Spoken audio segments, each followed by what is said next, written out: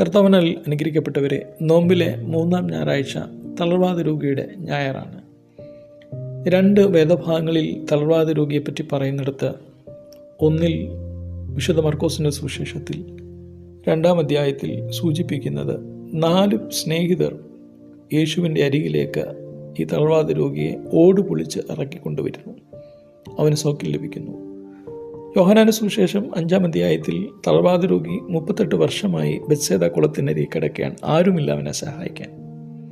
ഈ 2 സന്ദർഭങ്ങളിലും നാം മനസ്സിലാക്കേണ്ടത്, ചില മനുഷ്യരുടെ ജീവിതത്തിൽ ചില ആളുകൾ കൂടെ കാണും, ചില മനുഷ്യരുടെ ജീവിതത്തിൽ ആരും ഉണ്ടാകുകയില്ല. നിങ്ങളുടെ ജീവിതത്തിൻ്റെ ഏത് സാഹചര്യം ആയിക്കോട്ടെ, you need Christ at the end. ക്രിസ്തു വേണം എന്നുള്ളത് മറന്നു പോകരുത്.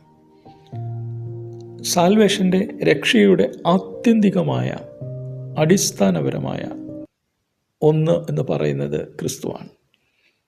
അത് നിങ്ങൾ ഓടുപൊളിച്ചിറക്കിയാലും, സ്നേഹിതരുണ്ടെങ്കിലും, ആരെല്ലാം നിങ്ങളുടെ കൂടെ ഉണ്ടെങ്കിലും, നിങ്ങൾക്ക് ക്രിസ്തു ഉണ്ടെങ്കിൽ മാത്രമേ പരിപൂർണമായ സൗഖ്യത്തിലേക്ക് എത്തിച്ചേരുവാൻ സാധിക്കൂ. ബെത്സേദ കുളത്തിനരികെ കിടക്കുന്ന തളർവാദ രോഗി നമ്മെ പഠിപ്പിക്കുകയാണ്, നിങ്ങൾക്കാരുമില്ലെങ്കിലും, എത്ര നാൾ നിങ്ങൾ ഒറ്റപ്പെട്ട് കഴിഞ്ഞാലും, there is Jesus. There is one who sees you. There is one who comes closer to your life.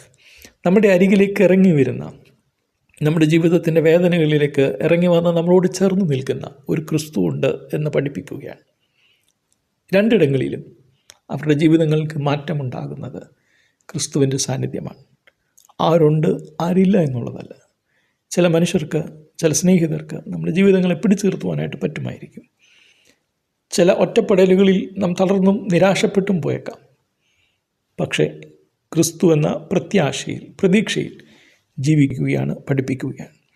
ഈ നോമ്പിൽ നാം മുമ്പോട്ട് പോകുമ്പോൾ തളർന്നു പോകാതെ മുൻപോട്ട് പോകുവാൻ ആത്യന്തികമായി ക്രിസ്തുവാണ് നമ്മുടെ അഭയം എന്ന് തിരിച്ചറിഞ്ഞുകൊണ്ട് ജീവിതത്തെ ക്രമീകരിക്കുവാൻ ഇടയാകട്ടെ. ദൈവം അനുഗ്രഹിക്കട്ടെ.